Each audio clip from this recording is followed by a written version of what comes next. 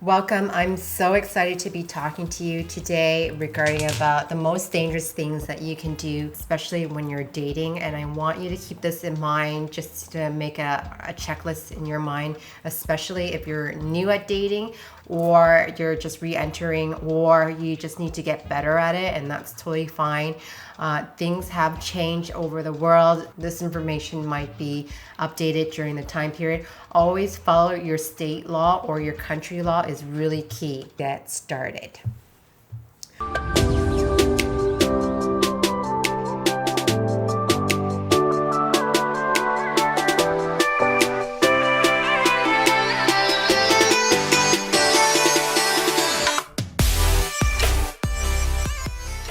Hi, if you don't know who I am, I'm Sindy V King. I'm a creator of Calling in My King. I help transform a woman to create lasting love through Vedic astrology, neuroscience, and transactional analysis so that you can become the queen of love. And today I really want to specifically talk about the most dangerous thing that you can do while you're in dates or going to dates or learning how to date. I want you to keep this in mind so that you have this a point of checklist, and I think it's vital, and I think it's really key that you kind of connect with that. So I'm going to be reading off a list, and you're going to go yes, no, yes, I have done that, and maybe let me know down the comment below, what have you done to make yourself safe during dates or going on dates and things like that? Because I really want to hear about your story, and maybe we can add on to this list as well. But these are the few things that has come across either through my clients and then what I've heard from other people's and tips. And so I'm just adding on from here on. So going to someone's home, I made a wonderful video about this, and you just have to be mindful how well you know this person. Are you safe, and have you let somebody know about that? Not telling someone that you're going on dates, especially if it's your first date or you're new at it. I want you to have a buddy system of some sort so that you can team tag as well. And obviously a friend that doesn't judge. A big one is highly controversial about talking about drugs and alcohol. I think it's really mindful that you need to be present. And when I say present, it also means conscious as well, and self-awareness. I really don't recommend about drugs and alcohol to be involved just because there's safety, and I don't want you to have disassociation as well. Okay, so ignoring all the red flag in your gut instinct is really key and vital, and I want you to write it down, any sort of like red flags that you might have seen during our date. When you write it down either through your journal or just have it down on a piece of paper and read it back to yourself and say, is this really important to me, yes or no, to have a partner?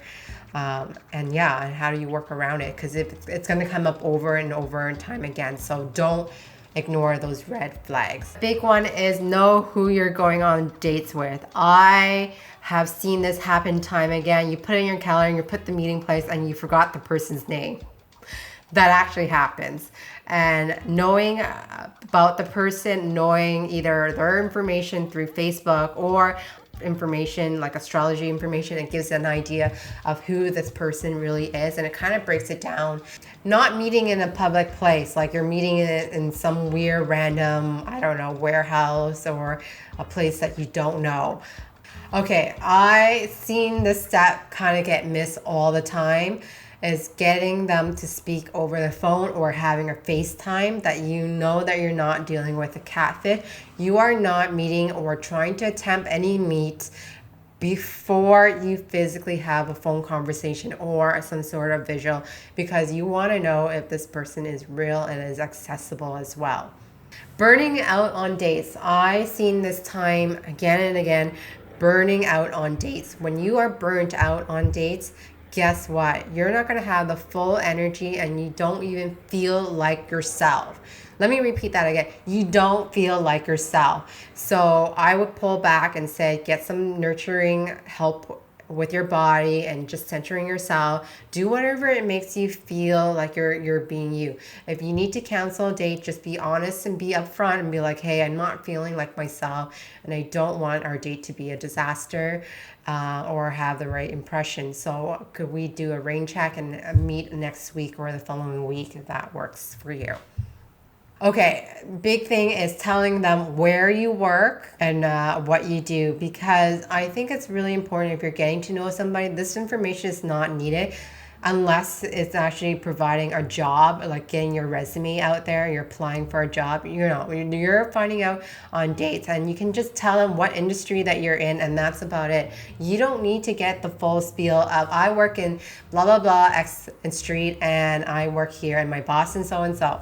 We don't need to get about that. Like I said, if you're trying to be feminine and you're talking about your masculine things on dates, guess what? You're taking on the role masculine thing, and your job is masculine and it's competitive. Yes, it is competitive, and that's how you conquer and that's how you feed yourself. Just let him know or her know that your bill is being paid. It depends on what role that you want to be in. Okay, having a backup plan. If you're Plan A did not work out and they cancel on you for whatever reason, last minute or not, your plan A has got to be good as plan B. And if that person have canceled, you can go out with your girlfriend, go to the spa, go hang out. Just have a backup plan for every date, because it happens time and again that people get stuck in traffic, or people got stuck in behind their work, or childcare was not available for them.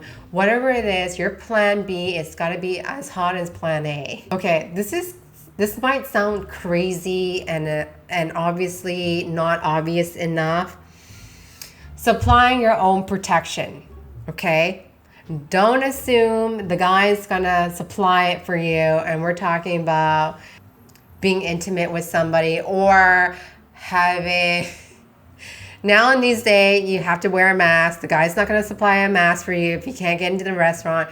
You need to be providing those things, including hand sanitizer. Supply your own stuff all the time. That's including condoms. I'm sad to say that, but that's what it's gonna happen. If you want have sexy hookups time, that's your thing. I'm not against it. Supply your own, because the last thing that you find out that you're allergic to latex and you shouldn't be using that, and that's all he has supply for, and you didn't use any sort of protection, and that's not okay. I rather have that discussion later on about having sexy time and then doing it later on. And that conversation can happen in public as well. So I truly, truly feel that is really important. This is really important as well, and having some sort of a pepper spray, as crazy that might be. I lived in LA, I also lived in Orange County, and I also lived in New York at one point. And there are some shady blocks. When I say shady block, we're not using pepper spray per se if you need to on your date. If they're doing something inappropriate, I totally support that. You have every right to defend your body, and you have every right to say no. And honestly, if they don't hear it, you have every right to protect yourself. That's including walking to your car, or walking to a subway, or walking to wherever you need to go home.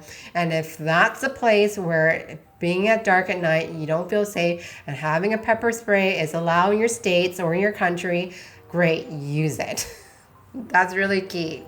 Knowing when to exit during a date. Honestly, I find this is really, really important. I'm sad that I have to talk this at this very end, but I think it's really key. If your date doesn't look like who they say they are and their picture, you have every right to leave. You have every right to exit the date and end the date. Obviously, elegantly. You don't need to make it a drama. You can exit out and call it a day, and you don't have to be rude about it. And I honestly, really important, know when to exit. So that's going back to your negotiation list. If they're being trustworthy and they're not doing that on the first date, honestly, you can say, you know what, this is not going to work out for us, and I wish you best of luck, and just be off, and that's it.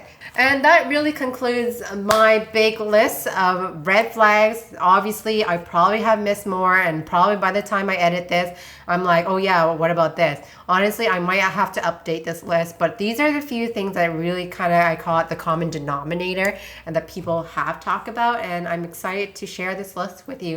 And I think it's really important, it's really vital that we all stay safe, especially during this time of difficulty of dating. because I guess you can still have fun dating. I just want to be like, hey, did you check this? Hey, did you check that? It's the same thing when you travel. You want to make sure that you have traveling insurance just in case when things go bad.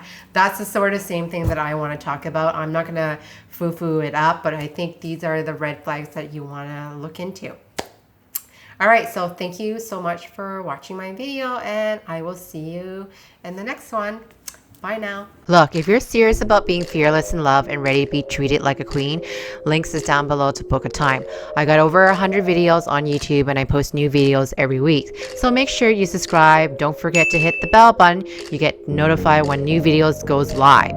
If your friend is actually stuck in love, share and like my video. I do take requests on topics and answer your burning question about your relationship. So just leave a comment down below. Otherwise, see you in the next video.